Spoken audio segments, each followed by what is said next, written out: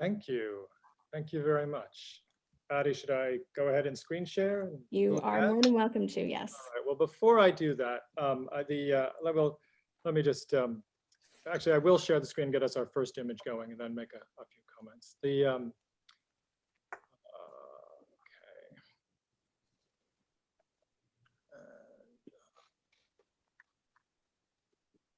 Okay, are we good? Yes. All right, thank you very much. Thank you for the introduction, Addie. And I want to thank the Portland Society for Architecture, AIA Maine, BSLA Maine, Red Thread, and Workplace Transformation for this talk. And I want to thank all of you for being here today. I look forward to giving you my thoughts on where downtowns are right now. And some of these are larger questions for society as a whole, and also some thoughts about where they could be going. Some of this material you'll be familiar with. You know, some of this hopefully will at least get you a kind of a new perspective on some of the issues that are in front of us. And I want to sort of do this is a sort of non-disclosure disclosure to start, that there's a quote, I believe, from one of the sponsors. I did not know. So if you see yourself, thank you for having a great quote for me to use, but I didn't actually realize you were also sponsoring this talk. And so you'll know it when you see it, Red Thread. Thank you for, I want to also say that the issue here is one that, you know, we are in a very, you know, that you are a smaller downtown, but still a downtown which has so many of the issues that are in downtowns across the country. So I will say a few things about Portland, but just, you know, through observation and hopefully to kind of, you know, sort of connect the discussion. But at the same time, I'm not presenting on Portland.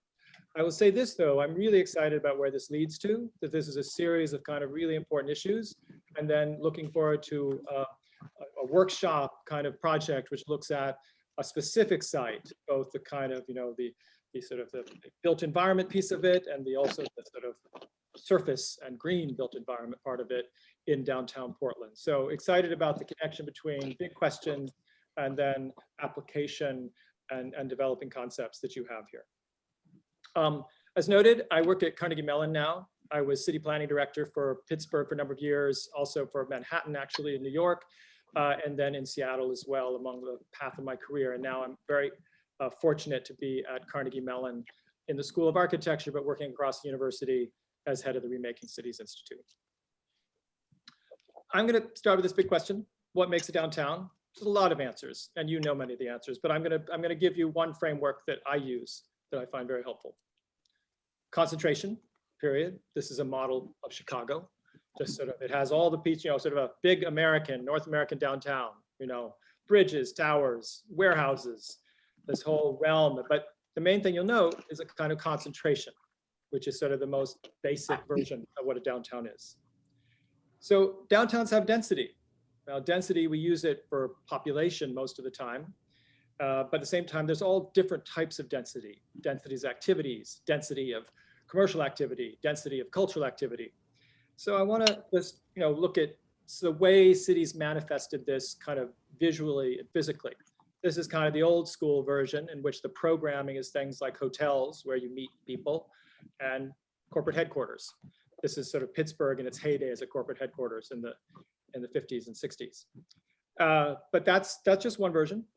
Another, this is Amazon has decided its version of downtown. This is the new at the base of the Amazon buildings in Seattle, effectively expanding Seattle's downtown and creating, instead of a plaza, they've created a kind of a greenhouse, which is sort of represents values that they have, which are meant to be a sort of interaction place, but it's trying to say something about the corporate identity. And then, but downtowns, you know, which have over the last 50 years, I mean, since the end of World War II, have again and again had to rationalize why they exist. Once the sort of suburban and highway model emerged, and sort of living patterns and work patterns were already changing. Almost everything we're going through during this past year, many of it is acceleration of things that have been going on for a long time. But over that time, downtowns have kind of had to claim, why do they exist? Why do they matter again and again? In part because they have stranded assets. I mean, downtowns have like the infrastructure of transit usually, the infrastructure and the structure of the kind of concentration of office buildings. They usually have government there as well. And they may or may not have like a large number of cultural and other activities there. And traditionally they also had shopping, but that's so broken in many ways that it isn't even top of mind anymore. The idea that, downtown will be replaced with department stores. So again and again, they've had to reinvent themselves. And I think that today it's really, once again, downtowns are going to have to actually figure out, say why they're important, and not just because of the stranded assets, although, and when I use a term like the adaptive reuse as the downtowns of the adaptive reuse project, the 2020s, it's because even from an environmental perspective and a sustainability perspective in terms of embodied energy, et cetera, those are assets that you don't want to not use. Before there was a kind of economic or a kind of, tax rationale. There's also a very strong environmental rationale for maintaining these buildings in active use one way or another. So, and also the idea of downtown has not disappeared. I mean, here we are. I mean, I showed you like where Amazon's putting it in the middle of Seattle or at the edge of the downtown in Seattle, effectively expanding the downtown. But it's such a powerful idea that here in San Jose, in California, in Silicon Valley, which is actually the 10th largest city in the United States, they're building a new downtown. It's a corporate campus, but instead of being a suburban location, they're basically trying to create a piece of city. Now, there's very controversial project in many ways, but today I'm really just sort of here to articulate how they believe it's a viable system. Now, this is before COVID, but at the same time, this is still going ahead. So it's different than it was originally. It's been modified, but it's going ahead because that whole move of thinking that, well, maybe we don't want to all be on remote campuses, or rather we want to bring the campus into the downtown, has been a big move over the past 20 years. And this is its manifestation in its most kind of extreme way. So when downtowns work, they balance the benefit of density of opportunities against the cost of the challenges. In a place like New York City, I remember the head of the Port Authority of New York, Duc Leon at that time, saying that New York has extraordinary challenges and extraordinary opportunities. Well, you might modify just how much extra you put on both of those, but really that issue is the same for downtowns, period. It's like, compared to certain alternatives, they are challenging. Now, those challenges can be congestion itself. They can be the risk, and even just that you have so many people you're competing with for whatever you're doing there, and then just plain expense. Now, that's expense in dollars and cents of rents and so forth. If you did a kind of larger calculation, the expense is probably less than you think. But again, we're just talking here in kind of direct expense account in terms of like how much it costs to live and work and learn downtown. Now, downtowns have been resilient when they adapt to sustain this density of opportunity over types of jobs and the types of collaborations, the types of amenities they offer, knowledge, which is often described as talent today in terms of the people you want to be able to hire to work for you and to join those teams and so forth. And then just broadly interaction and experience itself.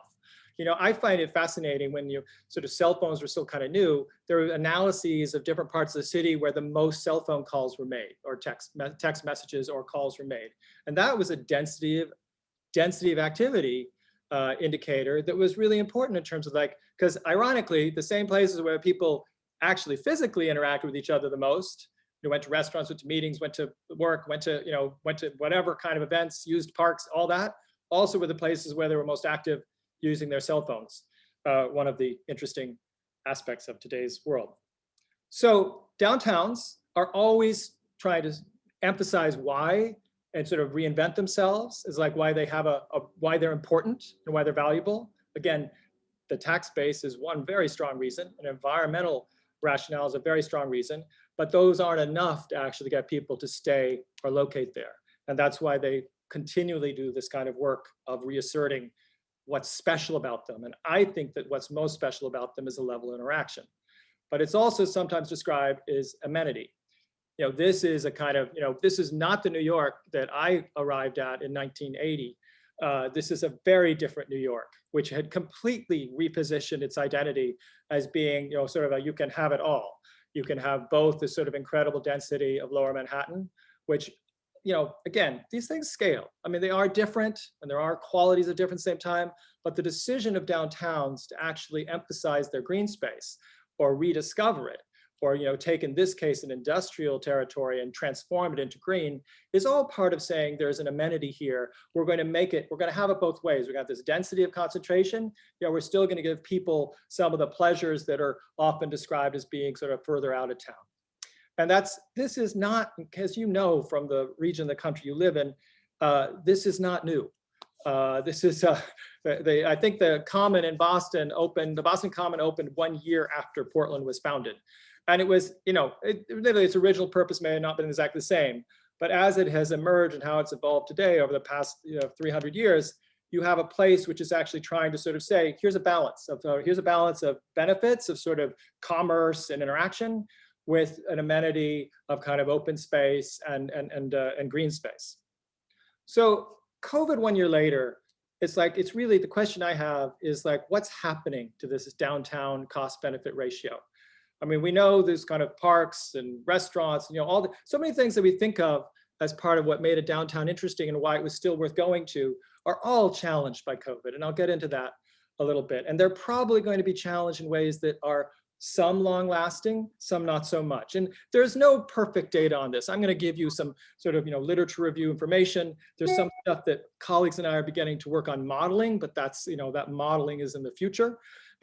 But meanwhile, we have these kind of, some basic positions and stuff that I'm going to take a stand on here. First, we have trends that are accelerating. I mean, online, which I really think should be better described as delivery retail, because it's like, it's like so many things about in the internet and in the sort of when we describe the web and the world and the digital world, it's like, it's a very physical thing. It's like, you may be clicking there on your computer or your phone, but it's a physical thing. The goods are still being delivered. And and that has an impact on the city and all its physical infrastructure, not just, it's not happening in the cloud, which is itself physical, but we'll go beyond that. And then the second thing is remote and hybrid work. Again, this has been underway. People expect it to grow. When we were doing the regional planning in New York in the 90s, we thought this was just going to explode. And but it had been growing, just like online retail had been growing like at 1% a year. Then you hit COVID and suddenly you jump from this like 1% a year kind of change to something much more dramatic. And I think that, and I'll show you a couple of reasons why I don't think it's going to go back to where it was. This is just an illustration of delivery retail, which, of course, now it's vertically integrated by a lot of companies. This is, interestingly enough, this is an adaptive reuse project in Pittsburgh of a former produce terminal now being used for shopping and restaurants and so forth, and also being transformed as a public space.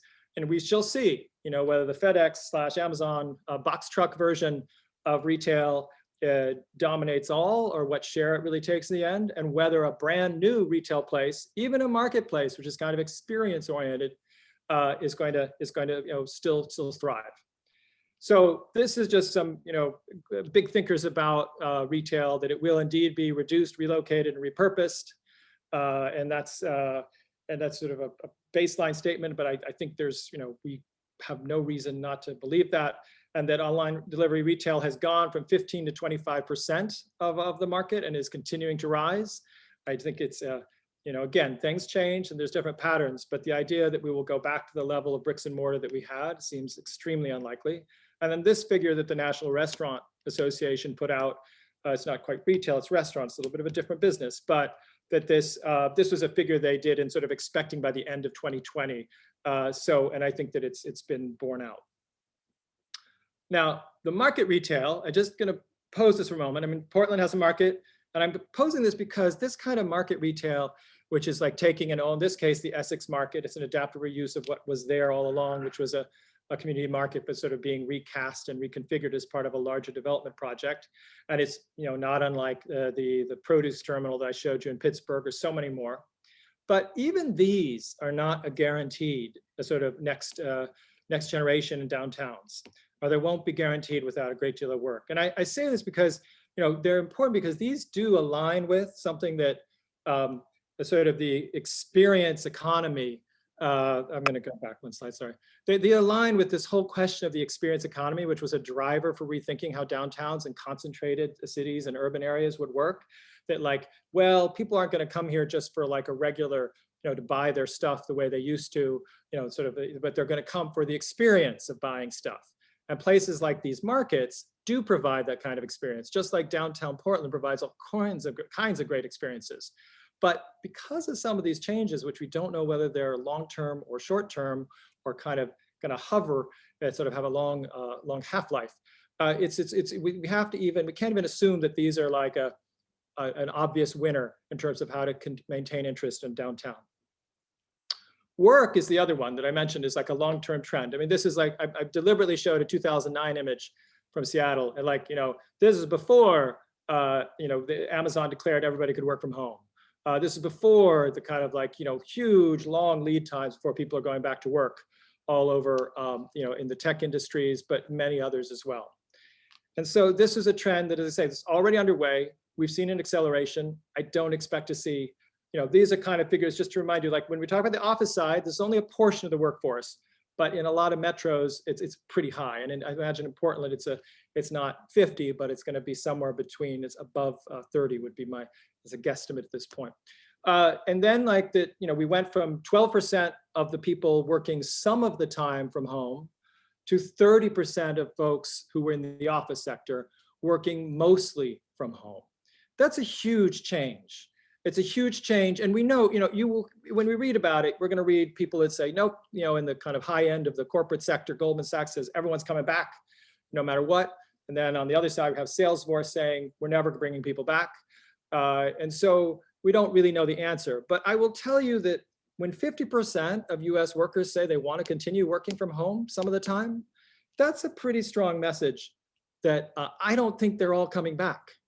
And I think that that's now, and we know anecdotally that some people are dying to get back in the office. We also know there's questions of efficiency and effectiveness in the workplace as well as in school, although I think it's more extreme in school and education. But when we look at that, they want to, and then also it's internationally, not so much in the US yet, but internationally, we're moving from, Germany has drafted the law. I don't think it's been passed yet, but Germany drafted the law this fall, which was to say that basically workers could all have the right to work 50% of the time from home. That's sort of remote. It goes from being a preference to being a right. And I think we'll see more of that. I don't know how much we'll see in the US context, but I think we'll see more of it. And I'll tell you why, because there's also most companies can save money on this. The figures that are in the kind of articles I read are like, definitely like save 11% per employee just by having them not work in an office anymore, or only come in occasionally to an office and need less space and so forth. So there's a variety of factors that are going to influence it, but I think it's also driven by preference, and also that this great experiment that we're part of is like, the world has changed. It's not, what we're doing right now, very unlikely a year ago. Very unlikely that we would give this lecture on Zoom. And so, and that's, that works through, it's certainly the office side of the economy, which is, again, not the whole side, only a portion of it, but it's a really important part for downtowns and for cities. So this is just, again, an image from the US Department of Labor about kind of different occupations, in which you can sort of see that there's quite a few that can, you see some bunches in certain areas. You see like a lot of, showing a lot of people will be able to successfully work from home. And again, this information is much more developed than it was. This is the great experiment. Everybody turns out to be able to use Zoom or similar platforms, or at least almost able to use them. Everybody, and then, I don't think this analysis of successful work remotely was anywhere near this quality that we will have, because we'll have so much data on it now. We'll have enormous amounts of data about successful work from home that we just simply didn't have. We didn't have the numbers to demonstrate it, even if we'd done modeling to conceptualize it. So these are the newer trends that I'm frankly more of concern for cities, because the other ones, everyone's in it. Change in office work, change in delivery retail, doesn't matter where you are. It's a national kind of issue. It does impact downtowns more, but these are the ones that if we actually end up with a decreased density of activities, and that could be people enjoying a kind of outdoor festival in downtown Portland in the restaurants and entertainment district. It could be a sports event. It could be a concert, indoors or outside. And I'll tell you just these anecdotes about why. And of course, the decreased tourism travel, same capacity issues of like, how can you in fact, get enough people in whether it's a cruise ship or any other number of forms, or if it's the bus to work, or a bus to an event. All these things are going to will remain impacted, I believe. Now, this is a Steelers game, of course. But I think that I just don't see this, the stadium is not, I don't see it going back to 100% occupancy anytime soon, maybe in Texas. But outside of the Republic of Texas, I just don't see this. And I'll show you why. Because like when the incremental steps are as cautious as they are, which is like, it's news, it's newsworthy, it's front page news that now indoor events can be at 15% capacity, and outdoor events like the Steelers game I was showing you can be at 20% capacity. Now, admittedly, with universal vaccination and so forth, much of this will change. But I think we're going to be a society that's like has to be ready for a kind of the next wave, and is going to. And the way that we model this, I just don't think we're going to see 100% back in a lot of arenas. And so there's going to be a rethinking there. And similarly, like this news, the performance halls may be safe at 50% capacity, hasn't yet actually impacted the US stuff. I think it may begin to impact Europe at this point in terms of, this is sort of a symphony hall example, but this would apply to any number of kind of concerts and performances as well. But again, different kind of outcomes. These outcomes may have a long-term, we don't know. We really don't know. But I think that it's sensible for us to model and expect as we think about the future of downtowns, that we're going to have at least some limitations. It's like the office story. You see everything from, we're going to be back to 90% of what we had before, and then we'll grow and we'll fill it all up, to ones that really think like government of Canada and others are looking at potentially a 50% reduction in the folks that actually come to the office and their office space needs. Dramatically impact cities, including financially. And then business travel, which is so tied to this whole remote work thing. Like once you start the culture of using so much more remotely, the whole purpose and concept of business travel has been rethought and changed. And I don't see, the airlines may kind of hope, but I just don't see this. And I don't see any, from what I've read, any reason to assume it's 100% anytime soon, and may not achieve 100%. And so these are all things that are going to make us rethink. And I'll just, you can see the slide and read it as well as I can. And I'll just notice that on the fiscal impact, cities, especially, downtowns and their real estate and the sort of taxes from that, which is based on office work, can be as much as 30% of a municipal budget. And so with those so it doesn't impact states very much, which don't get very much money from it, but the municipal level, this stuff is going to continue to have sort of consequences and be part of the thinking and concerns, which is another reason why, once again, there's probably a very good reason to try and figure out ways to keep downtown occupied and keep it thriving. Not just because you like it, not just because it's a sort of a type of entropy, but rather because it's actually the right thing to do in a dynamic way for a community. So are we going to strategize new, as I said, cities always are strategizing new ways to be dense, new kind of policies on restaurants, new policies on how you work outdoor, how you dine or entertain outdoors, new concepts of how people come to events in the city, new concepts of like how parking and transit work, new concept of how rideshare will work. All these things are part of how cities have reinvented itself or are reinventing themselves right now. And so I'm going to talk about the 15-minute city. I've got 15 minutes. I'm just a little less than 50 minutes, a little less, but we'll do our best. 14 minutes now. Many of you know about the 15-minute city.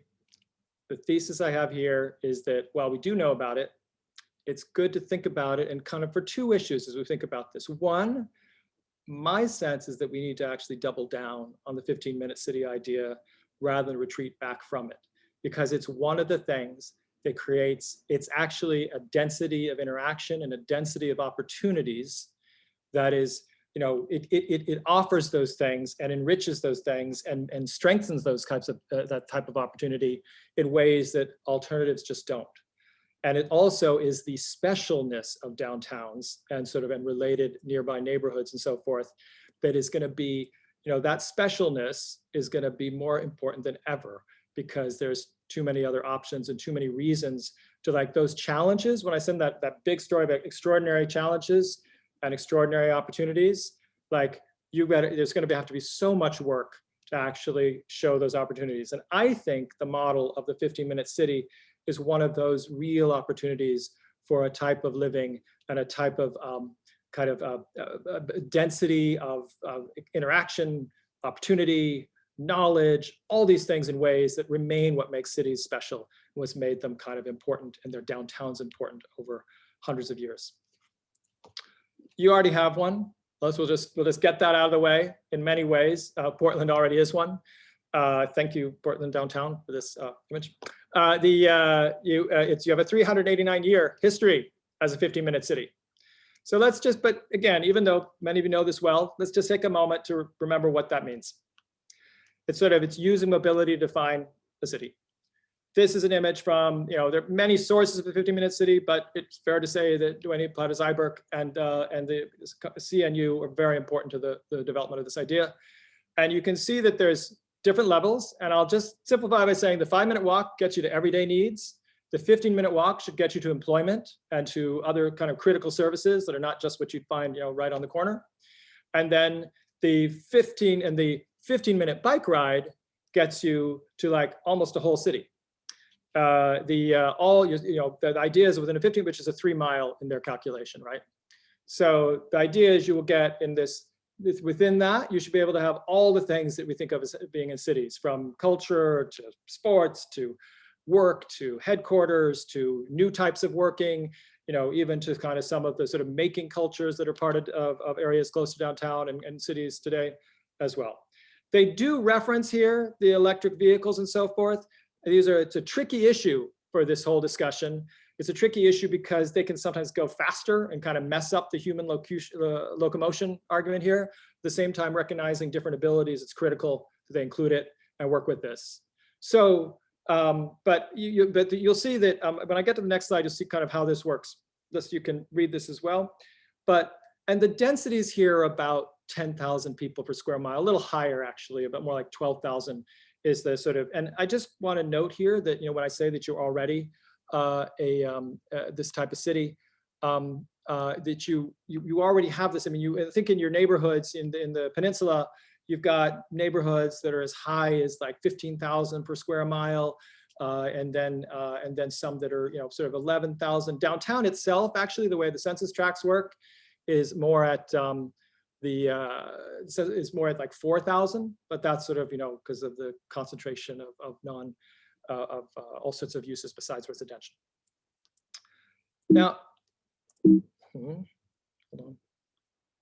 So then I want to, before we go to this, I'll just run through a couple of critical issues here. I just want to note that this is also, the whole 15-minute city discussion has been not upended, but has been challenged for good reason. The question of like, how does it really, because I've said everything I've said about downtowns and what makes them important and what the reason why you continue to work on them and why they need the work that they need today and sort of like as they recover from the pandemic is that they are a place of opportunity. But, to talk about opportunity today, I mean, it's like this, you have to overcome and recognize that this is opportunity for whom, and whether you're really meeting a kind of standard of a community of opportunity, sort of as the Kirwan Institute defined it in like 2008, and as it actually became part of, under the Obama administration, as part of HUD policy to push for communities of opportunity. And the communities of opportunity are the same sort of opportunities, although they focus on the basic opportunities, not unlike the 15-minute city, but it's decent housing, on health, decent housing, decent health, an inclusive community. But it's really that last one of the inclusive and what that means both historically and today in terms of like, and it's not a new story here. It's like, it's the work that was done when former CMU leader, Richard Florida, went on the work on the creative class, which, he himself has written the kind of book where he says like, I got a lot of things wrong here. We have to rethink this because the whole model here was not inclusive enough. And the 15-minute city certainly can have that challenge and that problem. Because the reality is you're creating something that becomes very desirable for a certain sector of the population, and they'll pay for it. And by the time you're done, you created a community which does not have a great deal of diversity in terms of in diversity, equity, inclusion. And so I don't have the answers on how to do that, but I can tell you that the work is being done on that. It is a conscious part of it. And so when I say that I think the 15-minute city is something worth kind of rethinking, reworking as a kind of, as we work our way, even if we're familiar with, or we think we kind of worked it out already, I think it's still a critical piece of work, but it's going to be, it has to, you have to do critical work on it itself. So just one quick thing that, 15-minute city is, again, the way it's conceived by like Duane Plaza and others is not especially focused on transit. It's like, yes, there should be certainly within the 15-minute walk, there needs to be sort of access to transit. But at the same time, a lot of what they're looking at and talking about is not about the sort of flows of commuters in and out of a city and so forth. They really want to focus on, and I think that I really want to focus on sort of what you're building there as well. Because the thesis is that unless you can actually make it kind of feel like a community and work like a community, people aren't going to want to go there anymore. And whether to live there or even to go there for their day trip, because that appetite for the sort of place that feels like that type of interaction, not just like a sort of office district, or not like sort of like some of the commercial districts of the high point of the sort of 60s corporate downtown and other moments in history. They're really looking for this other type of experience. And we know that anecdotally, but we also know that there's also work done on that. So I'm going to move through this quickly because I want to make sure there's time for questions. And I'm just going to, some of this, I'm really just looking at here, I'm going to present a couple images from sort of recent work that was done. Some is a little bit sort of creative or almost borderline fanciful. And, and that's even though, it's very serious issues, but at the same time, when you're kind of envisioning futures, you need some sort of freedom to express them. And so, and I've looked at some that I found kind of interesting of some of the recent work, at least on a visual level. So first, just again, I mentioned how I don't know that the model has really, of the 15-minute city, has truly figured out its relationship to micromobility, bikes, scooters, et cetera. I don't think it's really worked out its relationship to rideshare. These are the autonomous vehicles of the, and the curbside implications and the parking implications. I mean, the easy answer is that there's a nice benefit of new space that we'll have because these rideshare will be more efficient and we won't have to have so much, and autonomous will be efficient. It won't have so much need for parking. But at the same time, I think there's, more work to figure out how this really works. This is, again, the technological question is like, how much is, we know the kind of like that you can find a parking space with an app, and those kinds of tools are really very effective, at least in some sort of very limited curbside management. But where are they really going to end up? And we have the models that kind of like exploded, like the Sidewalk Labs version for the Toronto waterfront, of how a sort of constant digital feed of information opportunity good for sustainability and for all your needs and goals, but which sort of collapsed over a privacy issue. But that work will continue. And I think we don't quite know what that means for the 15-minute city, but we are working on it. And then just the superpower is a quote from Robin Chase, the founder of Zipcar, among other works that she does, in which she referenced something I thought was always found effective is when you're trying, you forget sometimes the feeling of freedom and opportunity that this micromobility offers to people, that it's basically is a kind of enhances you, not like a car, but it enhances your ability to do things and has a kind of almost innate attraction to a large swath of the population. Maybe scooters not for people over 65, but well, maybe actually works just fine for over 65. But the point is that different. I wouldn't make assumptions about this generationally or culturally. I think people often do, but I've in my time in planning, cultural assumptions about biking and so forth have all changed, and changed dramatically. And I think that all these other modes will change. So again, a lot of this stuff that we do now and just think is, oh, well, that's fine for events, but that's not real life. I think these are really just testing for real life, for the everyday, these types of events like this. And I think there'll be more of this work in building the possibility of a 15-minute city. Now, here are some of these visions. This is just Skidmore, Owens and Merrill doing a vision of like, kind of a bike highway. I'll just let you look at it and absorb the kind of idea. This is their kind of, this is Chicago, back to that original image. But I don't, we shall see. These things, again, these are things that, like so much else, are easy to put aside and say, oh yes, that's all very nice for Amsterdam, but that has nothing to do with our lives. But actually, when you have the kind of real estate that some of the streets in Chicago have, which is, in a place like Seattle, Pittsburgh, we never have this kind of real estate in terms of the width of the street. These things are actually more likely than in the next 5 or 10 years than people think. This is just a version, again, sort of a kind of a street, which has been sort of, basically, it's a Wohnarf, as some people say, that sort of slow go area. And this is by, another sort of grand architecture firm, just sort of trying to have a vision. And then, again, looking at this, the first reaction is like, well, this is also, talk about something that isn't going to really be very inclusive. I think that we don't really, I wouldn't assume that this building type is one that isn't an option for different communities and different income levels. I think that, there's ways to do that in our system. And then finally, I just want to show you this 1 minute city, which is the Swedish version of street moves, in which the point of the 1 minute city, and I'll summarize it very quickly. One is this kind of, physical feature of putting in these kind of, things for scooters and bikes and so forth. And it's really the same thing as the image that Foster showed in the last way. It's just sort of creating a kind of infrastructure of kind of street furniture at an advanced level. But it's also, and this is the part I want to emphasize, and I think meaningful as we think about downtowns and how downtowns are coming back.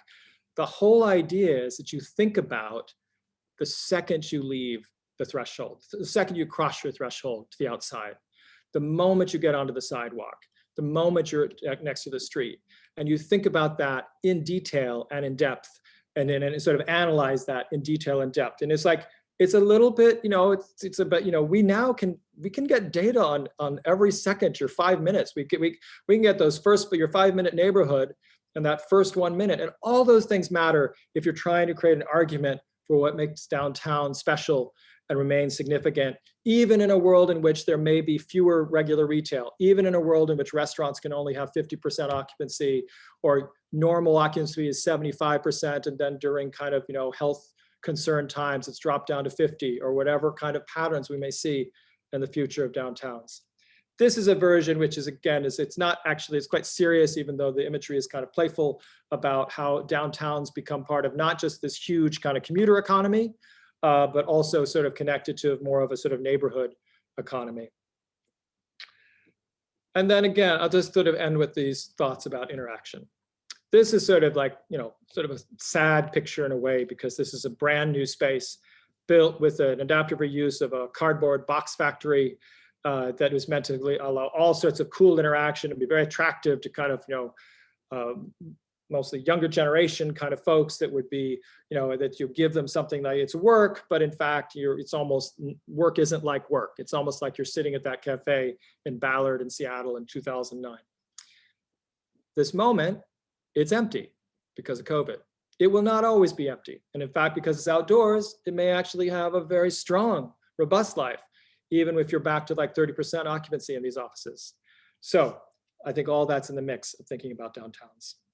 So I'm just gonna, I think that you're fortunate there's education in your downtown, because that has been a huge move in American cities over the past 30 years and remains a really critical one in terms of the mix of what's gonna make them special and places of interaction and places of opportunity. And I think that it can look in different forms. It can be this sort of like leafy version in Portland, which is adjacent to downtown, not exactly downtown, or it can be the NYU version of a campus, which is a public park, which is actually not, it's technically not in Midtown, but it's more like a downtown than most areas in most of the cities we talk about. And then it's like, as quoting from Brock, 2021, noting that office spaces will need to be very desirable locations, which means both what they are inside, but I think it also could be taken to mean, and I will learn whether that's actually a correct interpretation, in terms of the where it is in a place, what's outside the door, not just what's inside when you get there. And again, I need to conclude at this point because we're running out of time, but I just want to say that there will be some unexpected models for urban transformation. I wouldn't assume that they're unlikely as you might think. And I think that I wouldn't assume that the work of being a 15-minute city was done because you're already there. I'd assume that it's going to be a lot of work to get there. So I'll let you read this rather than state it. And then there's some references. And then this is, since I didn't have, WikiCommons does not have images of Portland, Maine that I like, I brought a little bit of something to a Pittsburgh image. Thank you.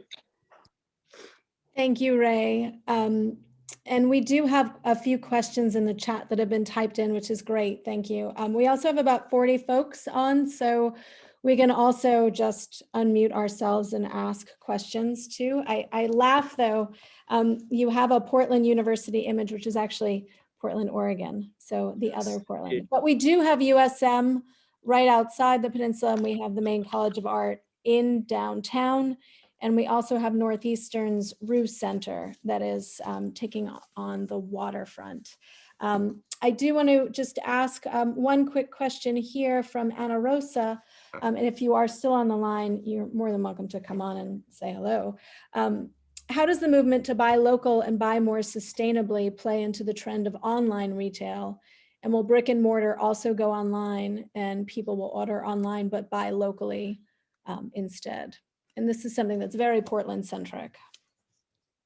Well, I have not, like you, I'm looking at this point, I'm looking at secondary sources. Mm-hmm. I'm hoping to get to some primary work, or actually I'm looking at some primary sources, but at the same time, I'm not doing new research on this. So, there's a caveat in terms of the generalizations I'd make on this. But I think that I do think that if you look at the type of neighborhoods that are attractive to people and the potential for these kind of work hubs that have already happened, if you look at where they've located the WeWorks or the ones more successful than WeWork, the kind of like shared workspaces, and you look at the kind of where density is sort of growing next to sort of new kind of where offices are happening kind of not in downtown, you're creating these kind of centers which have a very local character and which also provide the human beings to walk past stores that are selling local. Because in a way, the buy local thing only works if there's human beings walking by to be local. And so that's why I think that actually, if you upping some of the populations of downtowns, though not, still recognizing they're other than a regular neighborhood is important, but it's also that there's going to be people, you're setting up environments where people actually want to shop locally, because people will do it from idealistic reasons. That'll be part of the story. But I do think, and it can, the buy local, I don't know the share of buy local that's happening that actually is then in the delivery economy. Because you can buy local and just pick it up locally. Mm-hmm. And you can also, if your definition of local is big enough to be like, a 5-mile radius or a 50-mile radius, the way that a farmer's market really is, right? That's a buy local movement, which today you can either get it through the CSA or you can get it through the, and I think that, to suggest that the share of farmer's market versus CSA, I don't know how that's changing. I would bet you that because of delivery culture that the latter actually went up.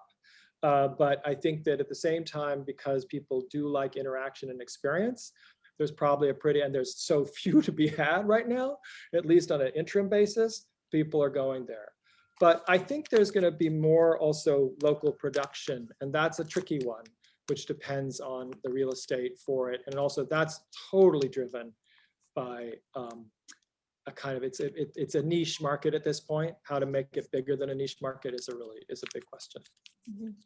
And then the last two questions in the chat actually are also very applicable to the construct of our fantasy to revision one city center, which is with the possible abundance of available space within the office environment. Do you see downtowns densifying the residential component in former traditional office typologies?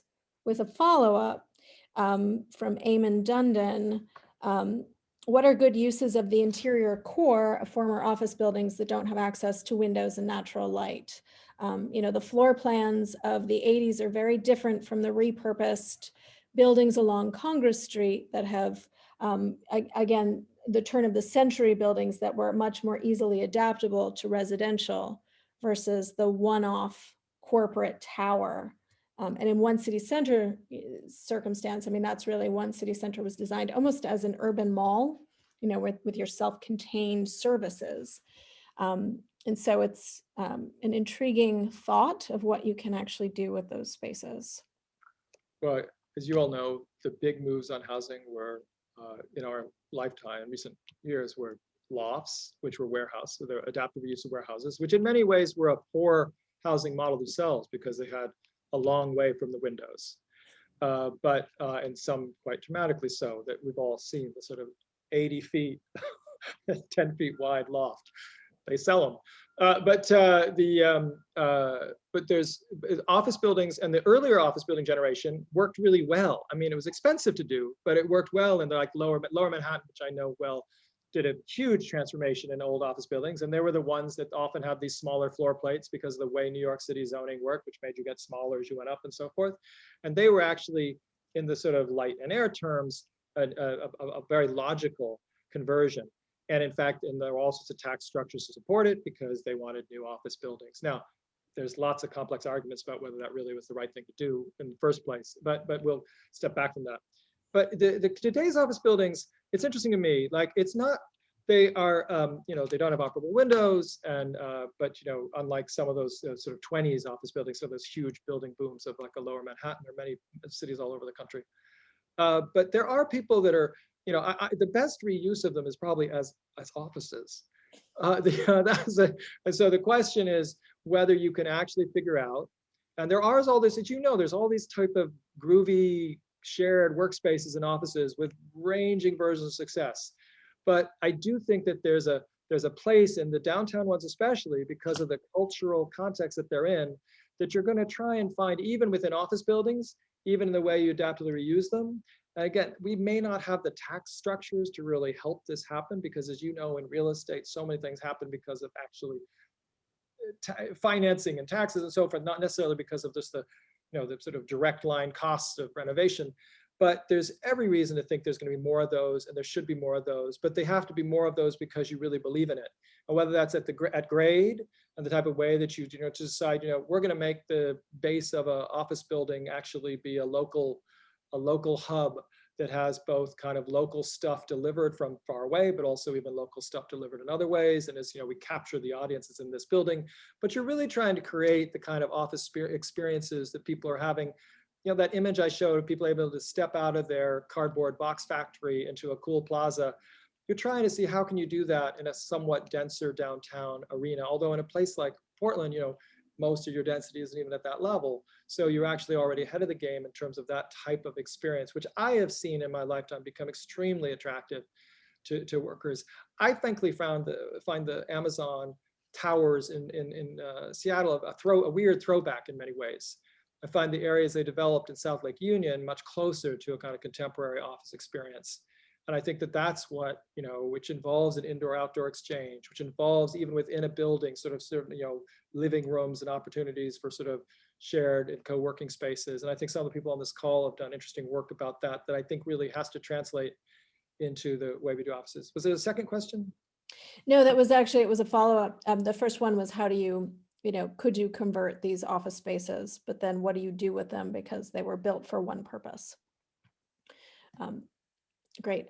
So are there, we have 5 minutes left before 1 o'clock. I'm wondering if there are any more questions. You feel free to unmute yourself. Again, it's a decent sized group, but we can find you and you can speak. We'd love to see you, actually. Any questions? Well, this is James Haru. Can you hear me? Yes, we can. Thank you. So, and I guess it's a follow-up question to the converting of office space. And it wasn't literally converting of office space. You know, Dwani Plotter's Library, you know, during the early 90s and such, late 80s, were really promoting that zoning kills neighborhoods. You know, when you put office over there, retail over there, housing over there, and they really, you know, really promoted that. I guess what you're calling the 15-minute city, but or even the 1-minute city. And downtown, Lower Manhattan, you're absolutely correct. I mean, the moving residential into Lower Manhattan was sort of a breakthrough at one point. And with the opportunity to maybe fill voids or convert old spaces into more housing and giving a tax structure allowing these to actually occur. I mean, it's almost like the same strategy. Like, how do you convert more downtown space into that live, work, play type of environment without creating, parks and put the office over there and retail over there, but actually saying, hey, let's make it a complex organism, much as was being promoted with the urbanist movement for suburban situations. I don't know if you had any more follow-up on that, Ray. Well, I mean, there's a whole movement to sort of retrofit suburbs led by some amazing people that is really fascinating and relevant, even within cities where you have less dense areas. The peninsula may be one thing, but you think of, Portland more broadly. I actually like zoning that allows lots of different uses to happen. I think I actually, the thing in city planning, often the fear was if we let everything be residential, everything would be residential. Because for a long time in New York and in a lot of other areas, it was just an overwhelmingly attractive, and again, tax structures and market and everything else. And so the fear was that if you let everything be residential, and then the sort of economy turns back to everybody wanting an office, or there's lots, all of a sudden you wouldn't be able to accommodate it, and your opportunities as a center will have disappeared. And all that, the spending on $2 billion on a new train station in, say, Lower Manhattan. Where does that investment go if, like, everybody's, the offices, the 100 million square feet of offices has turned into, 50 million square feet, and the rest is all housing. So I think, though, that for most cities, that's not as likely or as dramatic or as much of a concern. And you think about, like, your government center, and you think about the downtown kind of, and the building in question here. I think that I think zoning should be, and whatever, related. Usually zoning, if you kind of rezone to allow something to happen, you're going to have tax structures to help it happen. I think it should happen. I think there should be greater flexibility. We've seen that in the way that the Strip was developed in Pittsburgh. I think it's the right thing. And sometimes the ratios don't quite add up into a perfect new urbanism equation, and I think that's all right. But I think that that's we do need, because the notion that even with that enormous transit investment, we have to realize that downtowns and the kind of like huge concentration of office workers is just not likely to happen. It's not likely to stay the same that it is today. So Jeff Levine, who's our former planning director, typed something in, and I asked him to just bring it up vocally so we could see him, and I don't have to read. But I think it's important, actually, that we talk about this, especially for Portland folks, the concept in the comprehensive plan of the complete neighborhood, and how there are some within Portland that are designated as such, and then there are others that need work. So Jeff, if you want to speak to that a little. Sure. I think it's always tempting when you look at Portland to focus on the peninsula, but as people in the crowd know, there's a lot of Portland that's not on the peninsula and is a little further from the 15-minute city concept. But one of the things that I think is a challenge is places like North Deering that are really ripe for transformation into this walkable neighborhood, a 15-minute city, whatever you want to call it. And I think the zoning is actually already in place. People like to blame the zoning, and there's plenty to blame, but there's many circumstances where I don't think that's the limiting factor. It's more property ownership and the desire when someone sells property to obviously, understandably, get as much money for it as possible, which often impedes long-term change. And how active a city should be in getting involved in these private markets. So I'm interested in your thoughts on the sort of more transformative areas where you definitely see the potential, but it's not already there, but it's within reach. Let's put it that way. Yeah, it's a tough problem. I'll say this. I mean, you do have, just on density, you have census tracts in other parts of the city that actually would easily meet the kind of the standard. And the difference is that they probably, maybe because of zoning, they don't really have the kind of, proximity to kind of everyday needs and stuff that would actually encourage people to, do their first, not just their first mile, last mile, but even their everyday trips without getting in a car. It's funny. We had a neighborhood that was in an uproar because they were not going to be able, a bike lane was in the way of a drive of a quarter mile to park in order to take the bus. But that's how people, that's people's lives. They're serious. That's how they live. That's how they're used to living. You can't, it's from a kind of, remote perspective, it seems a little sort of funny, but it's not to those folks. That's how they live. I would say this. I would say one, I would look at the zoning, and you have, so you know this, in your own city, but if I were, let's talk up, I can't really talk to Portland, but let's say abstractly, I would say, well, you say the zoning's already there, but really show me exactly where the activities can be that are not really just houses. Show me how far it really is to go, even though you've got some density, because the world where we used to have a grocery store in the middle of a neighborhood, has disappeared. They only exist in older cities because they're, grandfathered in, and they have to be groovy, expensive restaurants now because everybody around there, sort of rather than serving a more functional purpose. So that's one thing I would do. The second thing is, as you know, it's like, I think it's really the kind of commitment to a complete streets kind of position, that it's like, you're really getting those, because that's probably what those neighborhoods are missing. And, because the only way, not changing the parking debate, I that's another day. But meanwhile, before that, I actually believe in the subtle one. Historically, single family zoning is the kind of, being put on trial is merited, because like, if you actually get into the story, it's shocking. Some of the sources of single family zoning, truly shocking. And also, it's the very foundation of zoning. It's the entire planning profession in America is based on decisions in many ways from the 1920s. But that said, the question is, well, we're here now, and there's maybe historic reasons to remove single family zoning, but at the same time, a lot of communities could work very successfully as kind of, without necessarily, both in terms of increasing their demographics, increasing the diversity of income that's able to live there, and in terms of like this 15-minute city model, by, the stuff like accessory dwelling units, and figuring out a way so that they don't cost $300,000, which is the way that they kind of works in most communities now. That is a zoning and maybe even a code issue, but we won't go there. I was talking to a leader in citizen housing yesterday, Citizen Housing Policy Council based in New York, about this.